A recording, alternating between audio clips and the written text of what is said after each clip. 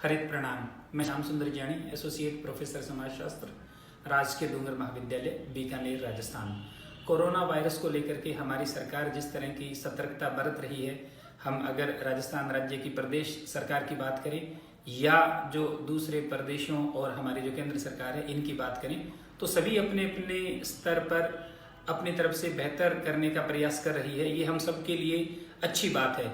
और ये भी अच्छी बात है कि भारत में अब तक जो संक्रमण के मामले हैं उनकी संख्या बहुत कम है। किंतु ये जो एहतियात बरता जा रहा है, इसका मकसद ये है कि भविष्य में यानी अगले 3-4 हफ्तों में कोरोना वायरस का जो संक्रमण है ये किसी भी रूप में हमारे हाथ से बाहर न जाए। और इसके लिए जो सबसे जरूरी चीज है वो ये है कि हम जितना हो सके उतना खुद का बचाव करें, अपने प्रियजनों का बचाव करें और अपने समुदाय का बचाव करें। आज राजस्थान प्रदेश में जो धारा 144 लागू की गई है, इसका मकसद भी यही है कि हमारी जो गैदरिंग आपस में इकट्ठा जो लोग होते हैं वो संख्या कम हो। इसीलिए एग्जाम्स वगैरह भी स्थगित कर दिए गए हैं। तो इस संदर्भ में हमें घबराने की कतई आवश्यकता नहीं है, किंतु हमें सतर्कता बहुत ज्यादा बरतने की जरूरत है।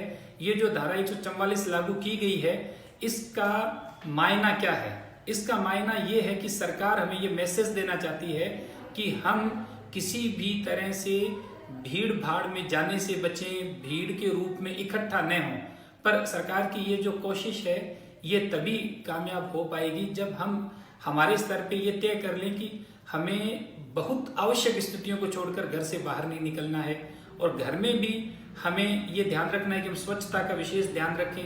जब भी हम बाहर से आएं तो बहुत अच्छे तरीके से साबुन से हम हाथ धोएं।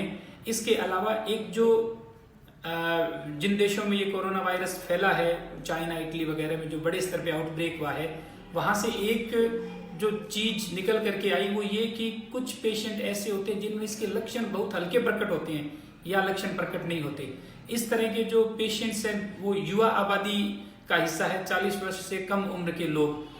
तो वो लोग कई बार क्या होता है कि उनमें इतने हल्के लक्षण प्रकट होते हैं कि पता ही नहीं लग पाता कि वो कोरोना से संक्रमित हुए हैं या नहीं हुए, किंतु वो अपने आसपास के लोगों को संक्रमित कर देते हैं। विशेषकर किसी ऐसे व्यक्ति को जो किसी गंभीर बीमारी से ग्रसित है या बुजुर्ग है, तो अगर वो संक्रमित हो जाता है तो जीवन का जोखिम है वो बढ़ जाता है।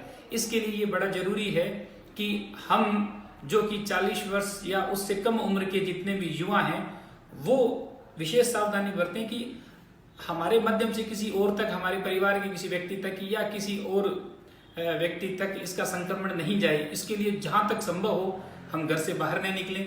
अगले 3-4 हफ्ते तक विशेष सावधानी बरतें। अगर हम किसी चीज को टच करते हैं तो उसके बाद में अपना हाथ धोएं।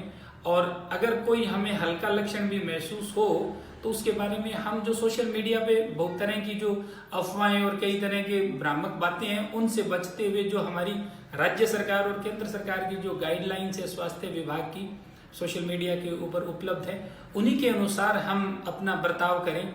एक जो चीज मैं बार बार कहता हूं हमेशा धूम्रपान को लेकर के कि धूम्रपान हमारे स्वास्थ्य के लिए बड़ा घातक है।